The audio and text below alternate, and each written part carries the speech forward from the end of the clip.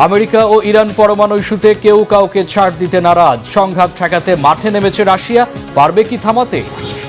Donald Trump, Elon Musk ও Zuckerberg সহ বিশ্বের 100 প্রভাবশালীদের পাশে ডক্টর মোহাম্মদ ইউনূস।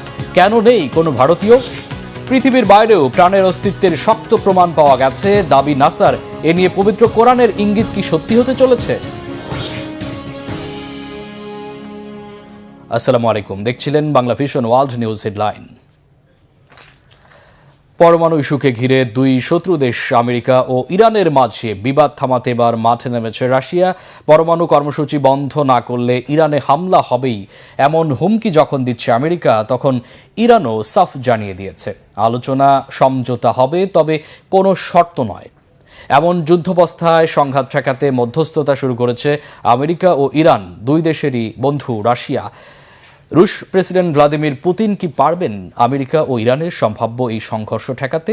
আর ব্যর্থ হলে কি মধ্যপ্রাচ্যে জ্বলবে আবার আগুন? হাফিজুল ইসলামের ডেস্ক রিপোর্ট। একদিকে যুক্তরাষ্ট্রের সরাসরি হুঁশিয়ারি, ইরানকে পরমাণু কর্মসূচি সম্পূর্ণভাবে বন্ধ করতে হবে। অন্যদিকে পাল্টা জবাবে কড়া ভাষায় তেহরান জানিয়েছে আলোচনা হবে ঠিকই, কিন্তু সার্বভৌমত্ব নিয়ে দর কষাকষি নয়। ট্রাম্পের চূড়ান্ত চাপ ও খামেনির অবিচল প্রতিরোধে উত্তপ্ত পরিস্থিতিতে ইতালির রোমে 19 এপ্রিল দ্বিতীয় দফায় মুখোমুখি হবে দুই পুরনো প্রতিদ্বন্দ্বী। সম্প্রতি ইরানি পররাষ্ট্রমন্ত্রী আব্বাস আরাগচি ঘোষণা দিয়েছেন ইউরেনিয়াম নিয়ে কোনো আপোষ করবে না তেহরান।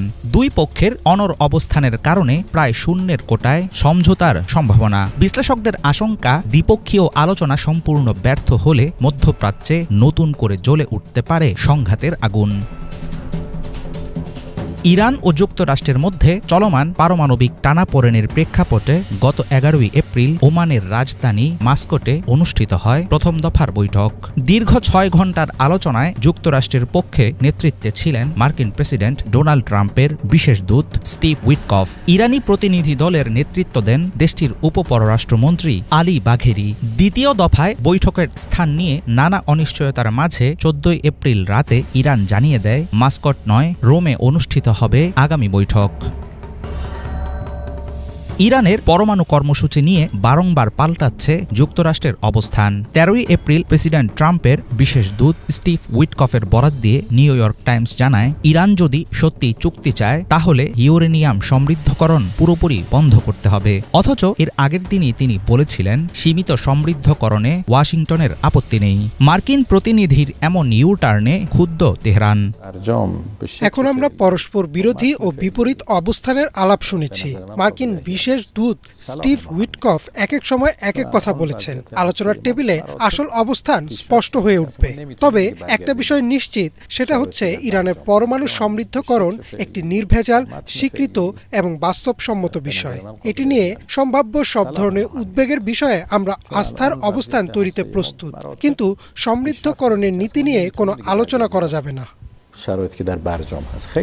মধ্যপ্রাচ্যে পশ্চিমা বিরোধী শিবিরের দেশ হিসাবে ইরানের শক্তিশালী হয়ে ওঠা নিয়ে বরাবরই তীব্র আপত্তি যুক্তরাষ্ট্রের। দরকার হলে তেহরানের পারমাণবিক স্থাপনার উপর পুরোদস্তুর হামলা চালাতেও প্রস্তুত ওয়াশিংটন। বিভিন্ন সময় পরিষ্কার ভাষায় এমন হুমকি দিয়ে আসছেন মার্কিন প্রেসিডেন্ট ডোনাল্ড ট্রাম্প। আমি চাই ইরান একটি ধনী ও মহান জাতি হোক। একটি মাত্র সহজ কাজই করার আছে, সত্যি সহজ পদক্ষেপ। সেটা হলো তাদের কাছে কোনো পারমাণবিক অস্ত্র থাকতে পারবে না।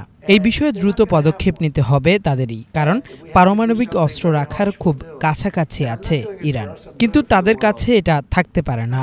খুব কঠোর কিছু করতে হলেও আমরা করব, পারমাণবিক স্থাপনায় হামলাও করব।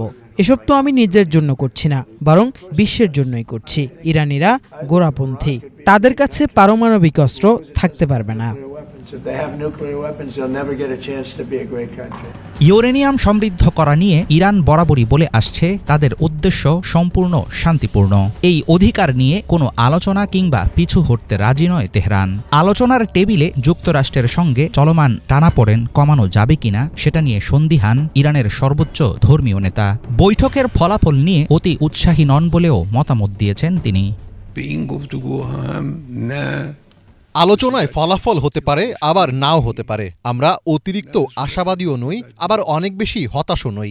অবশ্যই অন্য পক্ষের মূল উদ্দেশ্য নিয়ে তেহরান খুবই সন্দিহান। পশ্চিমাদের ভালো মনে করি না, তাদের উপর কোনো রকম বিশ্বাসও নেই। আমরা জানি আসলে তারা কারা। তবে পরিস্থিতি যাই হোক, নিজস্ব ক্ষমতা সম্পর্কে আমাদের পরিপূর্ণ ভরসা আছে। জানি আমরা অনেক কিছুই করতে পারি, আর কার্যকর বিভিন্ন পদ্ধতিতে কাজ চালাতে আমরা দক্ষ। টানটান উত্তেজনার মাঝে চুপ করে বসে নেই রাশিয়া। গত 16 এপ্রিল দেশটি জানিয়েছে ইরান যুক্তরাষ্ট্র সংঘর্ষ নিরসনে সক্রিয়ভাবে কূটনৈতিক ভূমিকা রাখতে চায় মস্কো। তেহরানের পুরনো মিত্র হলেও মস্কোর মধ্যস্থতা চলমান পরিস্থিতিতে এনে দিতে পারে নতুন এক ভারসাম্য। আলোচনার টেবিল থেকে শান্তির বার্তা আসবে নাকি মধ্যপ্রাচ্যে সূচনা করবে নতুন সংঘাতের, সেই আশঙ্কায় প্রহর গুনছে আন্তর্জাতিক মহল। হাফিজুল ইসলাম, বাংলা ভিশন। এদিকে ইরানের পারমাণবিক স্থাপনা ইসরায়েলের হামলায় আপাতত সমর্থন দিচ্ছেন না মার্কিন প্রেসিডেন্ট ডোনাল্ড ট্রাম্প। পারমাণবিক কার্যক্রম 1 বছরের জন্য পিছিয়ে দিতে আগামী মাসে তেহরানে হামলার পরিকল্পনা করেছিল ইসরায়েল। হামলার জন্য যুক্তরাষ্ট্রের সহায়তা চেয়েছে নেতানিয়াহু প্রশাসন। তবে মধ্যপ্রাচ্যে ইসরায়েলের সাথে ইরান সমর্থিত গোষ্ঠী হুতি, হিজবুল্লাহ ও হামাসের চলতি সংঘাতের মধ্যে নতুন করে কোনো সংঘাত চাচ্ছেন না ট্রাম্প। নিউ ইয়র্ক টাইমসের প্রতিবেদনে উঠে এসেছে এমন সব তথ্য। শহীদ আরাফাতের ডেস্ক রিপোর্ট।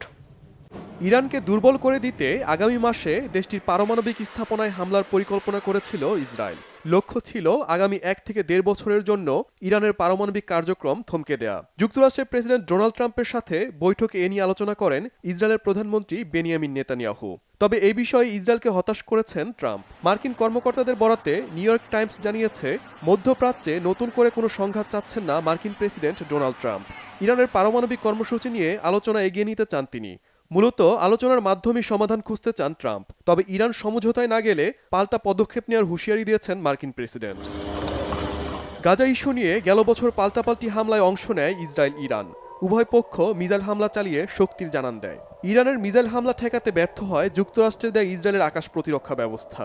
এছাড়া ইরান সমর্থিত লেবাননের হিজবুল্লাহ, ইয়েমেনের হুথি ও গাজার হামাসও ইসরায়েলে মিসাইল, ড্রোন ও রকেট হামলা অব্যাহত রাখে। গেল বছর থেকেই ইরানে হামলার ছক কষেন ইসরায়েলের প্রধানমন্ত্রী বেনিয়ামিন নেতানিয়াহু। মধ্যপ্রাচ্যের অন্যতম শক্তিশালী দেশ ইরান পারমাণবিক কর্মসূচি যেন অব্যাহত না রাখতে পারে, সেদিকে নজর ইসরায়েল ও যুক্তরাষ্ট্রের। ইসরায়েলকে হামলার জন্য উস্কে দিয়ে শেষ পর্যন্ত পিছিয়ে যায় ওয়াশিংটন।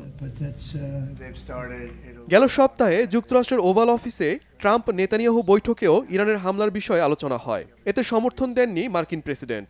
বলেন যুক্তরাষ্ট্র আপাতত আলোচনায় সমাধান খুঁজছে। এ নিয়ে গেল সপ্তাহে যুক্তরাষ্ট্র ও ইরানের মধ্যে পরোক্ষ আলোচনা হয়। আগামী সপ্তাহেও আলোচনার কথা রয়েছে। ইরানে হামলার সমর্থন না দিলেও ইরান সমর্থিত গোষ্ঠীগুলোর বিপক্ষে হামলায় ইসরায়েলকে সব ধরনের সমর্থন দিয়ে আসছে ট্রাম্প প্রশাসন। হুথিদের বিরুদ্ধে লড়াই চালিয়ে যেতে মধ্যপ্রাচ্যে দ্বিতীয় দফায় সামরিক শক্তি বাড়িয়েছে যুক্তরাষ্ট্র। সাম্প্রতিক সময়ে ইয়েমেনে হামলার মাত্রাও বাড়িয়েছে ওয়াশিংটন। এমনকি দেশটিতে স্থল হামলার পরিকল্পনা করছে তারা। বিশ্লেষকরা বলছেন, ইসরায়েলকে দিয়ে নয়, যুক্তরাষ্ট্র নিজেই ইরানে পারমাণবিক কর্মসূচির সমাধান করতে চায়। তাই বিশৃঙ্খলা না করেই চাপ প্রয়োগ আর আলোচনার মাধ্যমে এগিয়ে যাচ্ছে যুক্তরাষ্ট্র। Shahid Arafat, Bangla vision, news desk. মার্কিন প্রেসিডেন্ট ডোনাল্ড ট্রাম্প, ধনকুবের ইলন মাস্ক ও ফেসবুক প্রতিষ্ঠাতা মার্ক জাকারবার্গ সহ বিশ্বের 100 প্রভাবশালীদের পাশে বাংলাদেশের অন্তর্বর্তী সরকারের প্রধান উপদেষ্টা ডক্টর মোহাম্মদ ইউনুস। বিখ্যাত মার্কিন সাময়িকী টাইমস ম্যাগাজিনের 100 প্রভাবশালী ব্যক্তির তালিকায় জায়গা করে নিয়েছেন নোবেলজয়ী ডক্টর মোহাম্মদ ইউনুস। তালিকায় বিশ্বনেতা, রাজনৈতিক ব্যক্তিত্ব, উদ্ভাবক ও সাংস্কৃতিক আইকনদের নাম রয়েছে। তবে এবারের টাইমের তালিকায় নেই কোনো ভারতীয় নাম।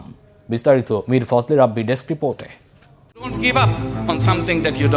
বয়স তার 85 ছুঁই ছুঁই, তবুও যেন কোনোভাবেই থামানো যাচ্ছে না তাকে। যত দিন যাচ্ছে ততই খ্যাতি, সম্মান আর স্বীকৃতির তালিকা বড় করছেন ডক্টর মোহাম্মদ ইউনুস।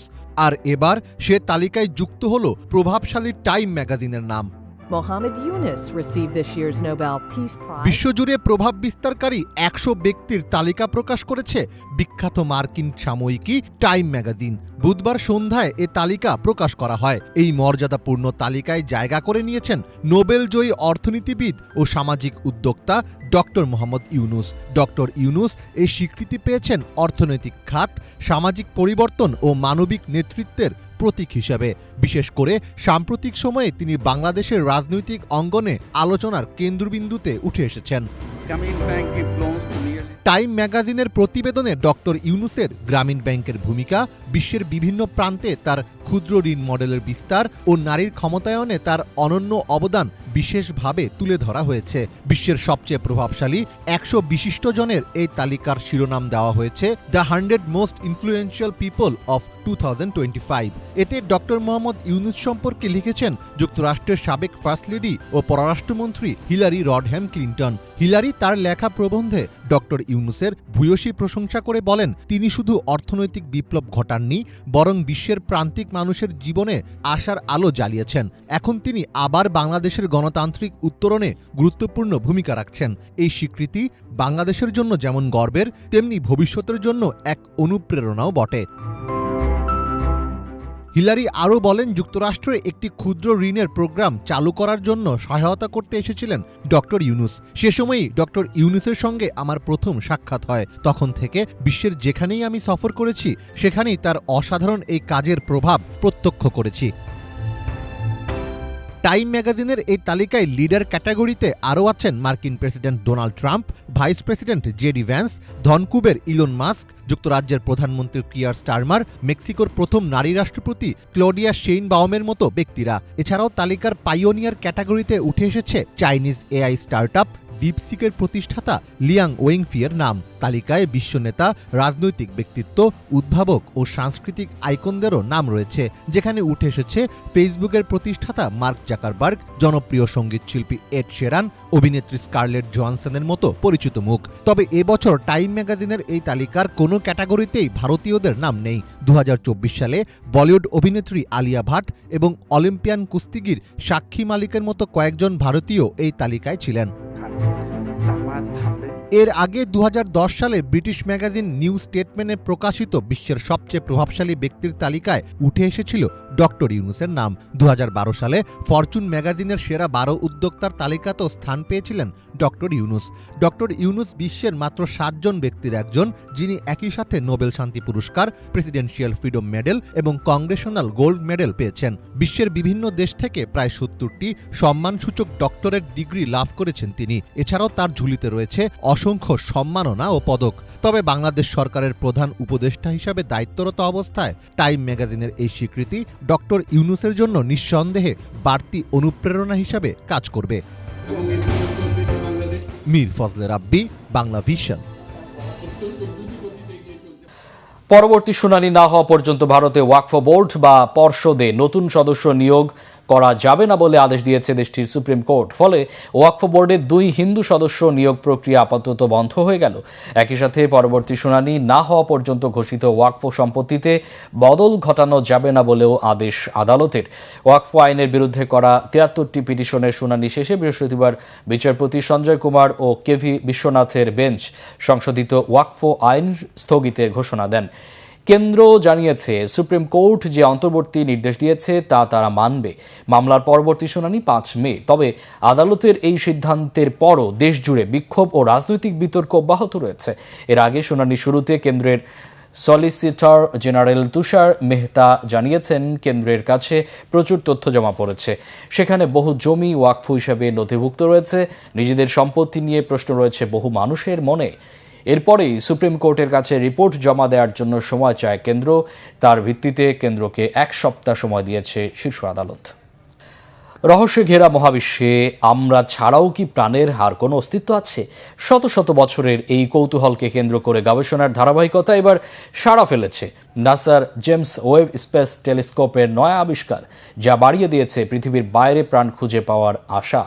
সৌরজগতের বাইরে এক গ্রহে এমন গ্যাসের রাসায়নিক চিহ্ন পাওয়া গেছে যা শুধু পৃথিবীতে জীবন প্রক্রিয়ায় তৈরি হয়। এর মাধ্যমে পৃথিবীর বাইরে প্রাণের অস্তিত্ব নিয়ে আল কোরআনের ইঙ্গিত প্রমাণের পথে আরও এক ধাপ। এগুলো কি নাসার এই নতুন উদ্ভাবন? বিস্তারিত মেহরাব হোসেন খানের ডেস্ক রিপোর্ট। মহাকাশের রহস্যভেদে চেষ্টার শুরুটা 50-এর দশকে। প্রযুক্তির উৎকর্ষে এর বিস্তৃতি বাড়লেও কিছু প্রশ্নের জট খোলেনি। মহাকাশে পৃথিবীর বাইরেও কি প্রাণের অস্তিত্ব আছে, বসবাসযোগ্য পরিবেশ আছে? যদিও অনেকের মতে ভিন গ্রহে প্রাণের অস্তিত্ব নিয়ে মানুষের কৌতূহল তৈরিতে মূল ভূমিকা রেখেছিল 17 শতকের শুরুতে গ্যালিলিওর শক্তিশালী টেলিস্কোপের আবিষ্কার। শত শত বছর ধরে অমীমাংসিত এই প্রশ্নে সমাধান তো দূরের কথা, ডালপালা মেলেছে জটিল সব রহস্য। একে পুঁজি করে লেখা হয়েছে সাহিত্য, তৈরি হয়েছে ওয়েব সিরিজ আর ফিল্ম। নানা ধারণা আর উদ্ভট তত্ত্বের সমাধান খোঁজার গবেষণায় যার কুলকিনারা মেলেনি এখনো। ভিন গ্রহে প্রাণের অস্তিত্ব নিয়ে পাল্টাপাল্টি যুক্তিতর্ক হলেও 1400 বছর আগেই আল কোরআনের একাধিক সূরায় এ বিষয়ে ইঙ্গিত দেয়া হয়েছে। মহান আল্লাহ 7 আসমানের ইঙ্গিত দিয়েছেন সূরা আল তালাকে। আকাশমণ্ডলী আর পৃথিবীর মধ্যবর্তী জায়গায় দাব্বাহ বা জীবজন্তু ছড়িয়ে দেওয়ার কথা বলেছেন সূরা আশ-শুরায়। কোরআন গবেষণা করে তাফসীরকারী অনেকেরই দাবি, পৃথিবীর বাইরে প্রাণী থাকলেও তা যে মানুষ নয় তা অনেকটাই নিশ্চিত। এক্ষেত্রে সূরা আল আরাফের উদাহরণ টেনেছেন কেউ কেউ। ধোঁয়াশাপূর্ণ আলোচনার মধ্যে এবার মার্কিন মহাকাশ গবেষণা সংস্থা নাসার জেমস ওয়েব টেলিস্কোপের এক আবিষ্কার রীতিমতো আলোড়ন ফেলে দিয়েছে। সৌরজগতের বাইরের এক গ্রহের বায়ুমণ্ডলে বিজ্ঞানীরা এমন গ্যাসের রাসায়নিক চিহ্ন পেয়েছেন যা শুধু পৃথিবীতে জৈবিক প্রক্রিয়ায় উৎপন্ন হয়। বলা হচ্ছে সৌরজগতের বাইরের কোনো গ্রহে সম্ভাব্য প্রাণের অস্তিত্বের সবচেয়ে শক্ত প্রমাণ এটি। এটি সৌরজগতের বাইরে প্রাণের অস্তিত্ব অনুসন্ধানের ক্ষেত্রে এক যুগান্তকারী মুহূর্ত। প্রথম কোনো ভিন গ্রহের ইঙ্গিত যা সম্ভবত বসবাসযোগ্য। আমরা প্রমাণ করেছি বর্তমান সুযোগ সুবিধা ব্যবহার করে সম্ভাব্য বাসযোগ্য গ্রহে জৈব চিহ্ন শনাক্ত করা সম্ভব। আমরা পর্যবেক্ষণমূলক অ্যাস্ট্রোবায়োলজির যুগে প্রবেশ করেছি। K2-18b নামক গ্রহের বায়ুমণ্ডলে ডাইমিথাইল সালফাইড এবং ডাইমিথাইল ডাইসালফাইড পাওয়া গেছে। মহাকাশ গবেষণা সংস্থা নাসার মতে এই দুটি গ্যাস মূলত সামুদ্রিক পরিবেশে ফাইটোপ্ল্যাঙ্কটন দ্বারা উৎপাদিত হয়, যা শুধুমাত্র জীবন প্রক্রিয়া থেকে উৎপন্ন হয়। গবেষকরা বলেছেন গ্রহটি জীবাণুতে ভরপুর হওয়ার ইঙ্গিত দিচ্ছে। একে জীবন্ত প্রাণী আবিষ্কারের ঘোষণা হিসেবে না দেখে পৃথিবীর বাইরে সম্ভাব্য প্রাণের অস্তিত্বের স্বাক্ষর হিসেবে দেখতে বলেছেন গবেষকরা। এ নিয়ে আরও পর্যবেক্ষণ প্রয়োজন আছে। এখন পর্যন্ত জেমস ওয়েব স্পেস টেলিস্কোপ থেকে প্রাপ্ত পুরনো ও নতুন সব তথ্য বিশ্লেষণ করে একমাত্র যে ব্যাখ্যাটি যুক্তিযুক্ত মনে হচ্ছে তা হলো K2-18b একটি হাইসিয়ান জগৎ যা প্রাণে পরিপূর্ণ হতে পারে। মধুসূদন জানিয়েছেন, আমাদের সৌরজগতে জীবনের চিহ্ন খুঁজে পেতে বিভিন্ন চেষ্টা চলছে, যার মধ্যে মঙ্গল, শুক্র আর বিভিন্ন শীতল চন্দ্রের মতো স্থানে জীবনের অনুকূল পরিবেশের ভিন্ন ভিন্ন দাবি রয়েছে। গত বছর মেক্সিকো কংগ্রেসে মানবদেহের মতো হাজার বছরের পুরানো দুটো অতিকায় জীবাশ্ম প্রদর্শনের পর ভিন গ্রহে প্রাণের অস্তিত্ব থাকা না থাকার অমীমাংসিত বিষয় নিয়ে 33 পৃষ্ঠার আনুষ্ঠানিক প্রতিবেদন প্রকাশ করে নাসা। গবেষণায় প্রায় $100 কোটি খরচ হলেও ফলাফল স্পষ্ট নয়। 16 সদস্যের গবেষণা দলের প্রধান বিল নিলসন জানিয়েছেন, তিনি ব্যক্তিগতভাবে বিশ্বাস করেন ভিন গ্রহে প্রাণের অস্তিত্ব আছে। এ নিয়ে আরও ব্যাপক পর্যবেক্ষণ দরকার, যা এখনও সম্ভব হয়নি। জেমস ওয়েব স্পেস টেলিস্কোপ 2022 সালে কার্যক্রম শুরু করে। টেলিস্কোপটি ব্যবহারে আগে পর্যবেক্ষণে K2-18b গ্রহের বায়ুমণ্ডলে মিথেন এবং কার্বন ডাই অক্সাইড শনাক্ত করেছিলেন বিজ্ঞানীরা। এখন শুধু মহাকাশ গবেষণায় প্রযুক্তির সক্ষমতা আরও বৃদ্ধির ধারাবাহিকতায় ভিন গ্রহের প্রাণীর উপস্থিতির শক্ত প্রমাণের যুগান্তকারী উদ্ভাবনের অপেক্ষা। মেহরাব হোসাইন খান, বাংলা ভিশন, নিউজ ডেস্ক। ফিলিস্তিনের গাজা ভূখণ্ডে স্থায়ী দখল স্থাপনা তৈরি না করতে ইসরায়েলকে সতর্ক করে দিয়েছে জার্মানি। গাজার নিরাপত্তা অঞ্চলে ইসরায়েল সেনাবাহিনী অনির্দিষ্টকালের জন্য থাকবে। তেল আবিবের এমন ঘোষণার পর এই হুঁশিয়ারি দিল জার্মান সরকার। Desk report. গাজা অঞ্চলে স্থায়ী দখল প্রতিষ্ঠার কোনো প্রচেষ্টা না করতে ইসরায়েলকে হুঁশিয়ার করেছে জার্মানি। এই হুঁশিয়ারি আসে তখনই যখন ইসরায়েলের প্রতিরক্ষা মন্ত্রী ইসরায়েল কাটস ঘোষণা দেন যে গাজার একটি নিরাপত্তা অঞ্চলে তাদের সেনাবাহিনী অনির্দিষ্টকালের জন্য অবস্থান করবে। ইসরায়েলের ওই বক্তব্যের পরই জার্মানির পক্ষ থেকে এমন সতর্কবার্তা দেওয়া হয়। দেশটি এমন মন্তব্য করেছে যে গাজা হল ফিলিস্তিনিদের অঞ্চল। এই তথ্য এক প্রতিবেদনে জানিয়েছে বার্তা সংস্থা আনাদোলু। সংবাদ সংস্থার প্রতিবেদন অনুযায়ী গাজা বিষয়ে ইসরায়েলের প্রতিরক্ষা মন্ত্রী ইসরায়েল কাটসের সাম্প্রতিক মন্তব্যের পর গাজার দীর্ঘমেয়াদী দখলকে কোনোভাবেই জার্মানি সমর্থন করবে না বলে কড়া বার্তা প্রদান করেছে। এর আগে বার্লিনে আয়োজিত এক সংবাদ সম্মেলনে জার্মান পররাষ্ট্র মন্ত্রণালয়ের মুখপাত্র ক্রিস্টিয়ান ওয়াগনার জানান, গাজা হচ্ছে ফিলিস্তিনিদের নিজস্ব ভূখণ্ড এবং জার্মান সরকার গাজা ভূখণ্ডের দীর্ঘমেয়াদী দখল কিংবা ফিলিস্তিনিদের সেখান থেকে স্থায়ীভাবে সরিয়ে দেওয়ার যে কোনো পরিকল্পনাকে জোরালোভাবে নাকচ করে। তিনি আরও বলেন, জার্মান পররাষ্ট্র নীতির মূল উদ্দেশ্যগুলোর একটি হল মধ্যপ্রাচ্যে আলোচনার মাধ্যমে এমন একটি দ্বিরাষ্ট্রভিত্তিক সমাধানে পৌঁছানো যেখানে ইসরায়েলি ও ফিলিস্তিনিরা আলাদা দুটি রাষ্ট্রের শান্তিপূর্ণভাবে বসবাস করতে পারে। ইসরায়েলের প্রতিরক্ষা মন্ত্রী ইসরায়েল কাটস সম্প্রতি ঘোষণা দেন যে গাজার নিরাপত্তা অঞ্চলে ইসরায়েলি সেনারা অনির্দিষ্টকাল পর্যন্ত অবস্থান করবে। এই এলাকাটি একটি বাফার জোন হিসেবে কাজ করবে, যা শত্রুদের এবং ইসরায়েলি বসতিগুলোর মধ্যে একটি নিরাপত্তা প্রাচীর হিসেবে ব্যবহৃত হবে। তিনি আরও বলেন, এবার সেনাবাহিনী আগের মতো দখলকৃত এলাকা ছেড়ে দিচ্ছে না, বরং উত্তর গাজার একটি বড় অংশে এই বাফার জোন আরও বিস্তৃত করা হয়েছে, যেখানে লক্ষাধিক ফিলিস্তিনিকে উচ্ছেদ করে অঞ্চলটিকে ইসরায়েলের নিরাপত্তা এলাকা হিসেবে গড়ে তোলা হয়েছে। কাটস জানিয়েছেন, এই পদক্ষেপগুলো মূলত ফিলিস্তিনের সশস্ত্র গোষ্ঠীর উপর চাপ প্রয়োগের একটি কৌশল, যাতে তারা বন্দী বিনিময়ের চুক্তি মানতে বাধ্য হয়। তিনি সতর্ক করে বলেন, ফিলিস্তিনের সশস্ত্র গোষ্ঠী ইসরায়েলের শর্ত মেনে না নেওয়া পর্যন্ত সেনা অভিযান অব্যাহত থাকবে। এছাড়া সশস্ত্র গোষ্ঠীর সংগঠন ও তাদের কাঠামো ধ্বংস করে দেওয়া হবে। সম্প্রতি ইসরায়েলি বাহিনী গাজার উত্তর অংশের বেইত লাহিয়া, বেইত হানুন এবং জাবালিয়া, পাশাপাশি দক্ষিণের রাফা ও খান ইউনিসের কিছু এলাকায় সাধারণ মানুষকে বাধ্যতামূলকভাবে সরে যেতে বলেছে। সেনাবাহিনী জানায় তারা রাফা শহর ঘিরে ফেলেছে এবং খান ইউনিসের সঙ্গে শহরটির সংযোগ বিচ্ছিন্ন করতে একটি করিডোর তৈরি করেছে। গত 18 মার্চ থেকে ইসরায়েল ফের গাজায় হামলা শুরু করে, যার ফলে 19 জানুয়ারি কার্যকর হওয়া যুদ্ধবিরতি ও বন্দি বিনিময়ের চুক্তিটি ভেঙে যায়। 2023 সালের অক্টোবর থেকে শুরু হওয়া ইসরায়েলি হামলায় এখন পর্যন্ত গাজায় 51,000-এর বেশি ফিলিস্তিনি নিহত হয়েছেন, যাদের অধিকাংশই নারী ও শিশু।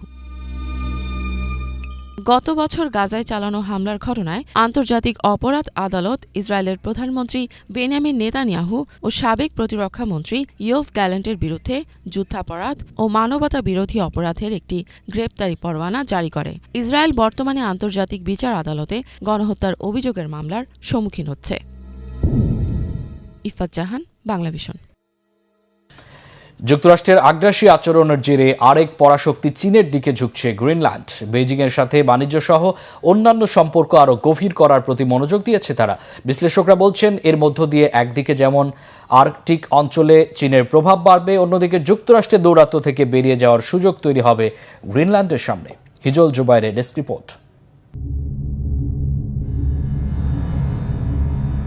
মার্কিন প্রেসিডেন্ট ডোনাল্ড ট্রাম্পের মুঠো থেকে বেরিয়ে যাচ্ছে গ্রিনল্যান্ড। চিরদিনের জন্য শেষ হয়ে যাচ্ছে গ্রিনল্যান্ড দখলে নেয়ার স্বপ্ন।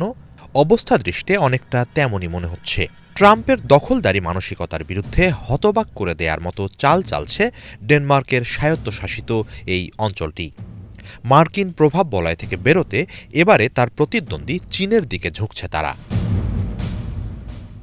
অন্যদিকে যুক্তরাষ্ট্রকে ডিঙিয়ে আর্কটিক অঞ্চলে নিজের প্রভাব বাড়াতে এই সুযোগ লুফে নিতে উদ্যত চীনও। ট্রাম্পের জন্য এ যেন একই সাথে বিপরীত দিক থেকে ছুটে আসা দুই অপ্রত্যাশিত আঘাত। চীন গ্রিনল্যান্ড সম্পর্ককে ভূরাজনীতির প্রশ্নে খুবই তাৎপর্যপূর্ণ হিসেবে দেখছেন বিশ্লেষকরা। গ্রিনল্যান্ডের পররাষ্ট্রমন্ত্রী ভিভিয়ান মর্সফেল্ড জানিয়েছেন, বেইজিংয়ের সাথে ঘনিষ্ঠ সম্পর্ক স্থাপনের প্রতি মনোযোগ দিয়েছে তার সরকার। এটি বর্তমানে গ্রিনল্যান্ডের পররাষ্ট্রনীতির অন্যতম অগ্রাধিকার। চীনের রাষ্ট্রীয় গণমাধ্যম সিনহুয়াকে মর্সফেল জানান, বেইজিংয়ের কাছ থেকে গভীরতর সহযোগিতা ও সহায়তার সম্পর্ক প্রত্যাশা করছে গ্রিনল্যান্ড। এ লক্ষ্যে কাজ চলছে। চীন গ্রিনল্যান্ডের কাছে খুবই গুরুত্বপূর্ণ বলে উল্লেখ করেছেন তিনি। এরই মাঝে গ্রিনল্যান্ডের সিফুড রপ্তানির ক্ষেত্রে শীর্ষ বাজারে পরিণত হয়েছে চীন। বিপুল সিফুড আমদানির জন্য চীনের প্রতি কৃতজ্ঞতা জানিয়ে মর্সফেল্ড বলেন, চীনের সঙ্গে মুক্ত বাণিজ্যের সম্পর্ক প্রতিষ্ঠা করতে প্রত্যাশী গ্রিনল্যান্ড। সম্পর্ক গভীর করার লক্ষ্যে এরই মাঝে বেইজিংয়ে নিজেদের কার্যালয় স্থাপন করেছে তারা। এদিকে গ্রিনল্যান্ডের সাথে সম্পর্ক গভীর করার প্রস্তাবকে সাধুবাদ জানিয়েছে চীন। জাতিসংঘ সনদ অনুসারে পারস্পরিক সম্পর্ক উন্নয়ন করতে চায় বলে জানিয়েছে দেশটির পররাষ্ট্র মন্ত্রণালয়। অন্যদিকে চীন গ্রিনল্যান্ড ঘনিষ্ঠতা বৃদ্ধিতে চোখ কপালে উঠেছে যুক্তরাষ্ট্রের। বিশ্লেষকরা বলছেন, এতে করে আর্কটিক অঞ্চলে মার্কিন প্রভাব কমে যাওয়ার শঙ্কা রয়েছে, যা ওয়াশিংটন কোনোভাবেই চাইবে না। এটিকে নিরাপত্তা ঝুঁকি হিসেবে বিবেচনা করবে তারা। এই নিরাপত্তার দোহাই দিয়েই ক্ষমতায় আসার পর থেকে ধারাবাহিকভাবে গ্রিনল্যান্ড দখলে নেয়ার হুমকি দিয়ে যাচ্ছেন ট্রাম্প। এরই মাঝে কয়েকবার ডেনমার্কের স্বায়ত্তশাসিত এই অঞ্চলটি কিনে নেয়ার প্রস্তাব দিয়েছেন তিনি, যদিও তা সরাসরি প্রত্যাখ্যান করেছে ডেনমার্ক ও গ্রিনল্যান্ড। তবে এর দখল নিতে ট্রাম্প এতটাই মরিয়া যে তিনি সামরিক হস্তক্ষেপ করতে পারেন, সেই আশঙ্কাও অমূলক নয়। গ্রিনল্যান্ডে পিটুফিক নামে মহাকাশ ও প্রতিরক্ষা বিষয়ক একটি সামরিক ঘাঁটিও আছে যুক্তরাষ্ট্রের। আর্কটিক অঞ্চল ও মার্কিন নিরাপত্তার প্রশ্নে এটিকে খুবই গুরুত্ব দিয়ে থাকে ওয়াশিংটন। চীন রাশিয়ার সাথে কৌশলগত নিরাপত্তার প্রতিদ্বন্দ্বিতায় এগিয়ে থাকতে গ্রিনল্যান্ডকে প্রয়োজন বলছেন ট্রাম্প। তবে শুধু নিরাপত্তাই একমাত্র কারণ নয়। অনেকের মতে গ্রিনল্যান্ডের বিপুল বিরল খনিজ সম্পদ করায়ত্ত করতেই ওই অঞ্চলটি দখল করতে চান মার্কিন প্রেসিডেন্ট। এ অবস্থায় চীনের সাথে গ্রিনল্যান্ডের সম্পর্ক উন্নয়নের প্রেক্ষাপটে আগামীতে যুক্তরাষ্ট্রের কৌশল কী হবে তাই দেখার বিষয়। হিজল জোবায়ের, বাংলা ভিশন। এই ছিল আজকের মতো, সাথে থাকায় অসংখ্য ধন্যবাদ।